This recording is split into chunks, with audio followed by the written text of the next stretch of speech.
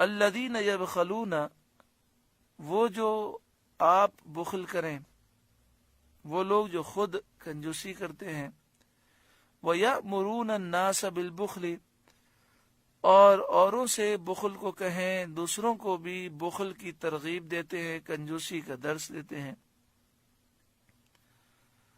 یعنی راہ خدا میں اور امور خیر میں خرچ نہ کریں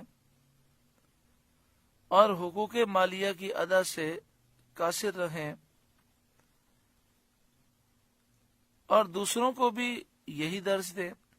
اس کی تفسیر میں مفسرین کا ایک قول یہ بھی ہے کہ یہ یہودیوں کے حال کا بیان ہے۔ بخل اور کنجوسی سے مراد ان کا سید عالم صلی اللہ علیہ وسلم کے ان اوصاف کو چھپانا ہے جو پچھلی کتابوں میں موجود تھے۔ تو جو نبی اکرم صلی اللہ علیہ وآلہ وسلم کی شان کو نہ بیان کرے وہ کنجوس ہے، وہ بخیل ہے۔ وَمَن يَتَوَلَّ، اور جو منہ پھیرے، ایمان سے منہ پھیرے یا مال خرچ کرنے سے منہ پھیرے یا اللہ اور اس کے رسول کی فرمانبرداری سے منہ پھیرے، فَإِنَّ اللَّهَ هُوَ الْغَنِيُّ الْحَمِيدُ، تو بے شک اللہ ہی بے نیاز ہے، حمید ہے، سب خوبیوں والا ہے۔ لَقَدْ أَرْسَلْنَا رُسُلَنَا بِالْبَيِّنَاتِ، بے شک ہم نے اپنے رسولوں کو روشن دلیلوں کے ساتھ بھیجا۔ وَأَنزَلْنَا مَعَهُمُ الْكِتَابَ وَالْمِيزَانَ، اور ان کے ساتھ کتاب اور انصاف کی ترازو اتاری۔ وہ کتاب نازل کی جو احکام کو، شریعت کو بیان کرنے والی ہے۔ میزان ترازو سے انصاف مراد ہے۔ معنی یہ کہ ہم نے انصاف کا حکم دیا۔ ایک قول یہ ہے کہ ترازو سے وزن کرنے کا آلہ ہی مراد ہے۔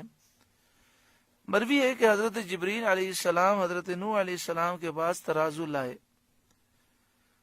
اور عرض کیا کہ اپنی قوم کو حکم دیجئے کہ اس سے وزن کریں، لِيَقُومَ النَّاسُ بِالْقِسْطِ، تاکہ لوگ انصاف پر قائم ہوں اور کوئی کسی کی حق تلفی نہ کرے۔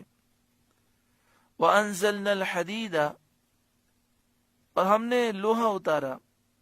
بعض مفسرین نے فرمایا کہ اتارنا یہاں پیدا کرنے کے معنی میں ہے، مراد یہ کہ ہم نے لوہا پیدا کیا اور لوگوں کے لیے معادن سے، کانوں سے نکالا اور انہیں اس کی صنعت کا علم دیا، لوہے کو نکالنے، صاف کرنے اور لوہے سے اشیاء بنانے کا اللہ تعالیٰ نے علم دیا۔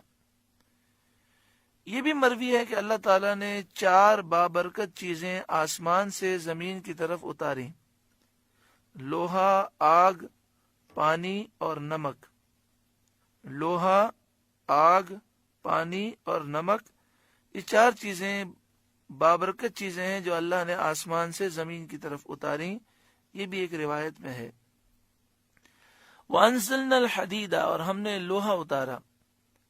فِيهِ بَأْسٌ شَدِيدٌ، اس میں سخت آنچ ہے، یعنی وہ بہت قوی ہے۔ اس سے اسلحہ اور آلات جنگ بنائے جاتے ہیں۔ وَمَنَافِعُ لِلنَّاسِ، اور لوگوں کے فائدے کہ صنعتوں میں اور حرفتوں میں وہ بہت کام آتا ہے۔ خلاصہ یہ کہ ہم نے رسولوں کو بھیجا اور ان کے ساتھ ان چیزوں کو نازل فرمایا کہ لوگ حق اور انصاف کا معاملہ کریں۔ وَلِيَعْلَمَ اللَّهُ مَن يَنْصُرُهُ وَرُسُولَهُ بِالْغَيْبِ، اور اس لیے کہ اللہ دیکھے اس کو جو بے دیکھے اس کی اور اس کے رسولوں کی مدد کرتا ہے۔ اس لیے کہ اللہ دیکھے اس کو، اس شخص کو دیکھے جو بالغیب، بے دیکھے اللہ کی مدد کرتا ہے، یعنی اللہ کے دین کی مدد کرتا ہے۔ اللہ کو کسی کی مدد درکار نہیں۔ دین کی مدد کرنے کا جو حکم دیا گیا یہ انہی لوگوں کے فائدے کے لیے ہے۔ ان اللہ قوی عزیز، بے شک اللہ قوت والا غالب ہے۔ سورہ حدید کا 3 رکوع مکمل ہوا۔ اللہ تعالیٰ اس رکوع کے نور سے ہمارے قلوب کو روشن و منور فرمائے۔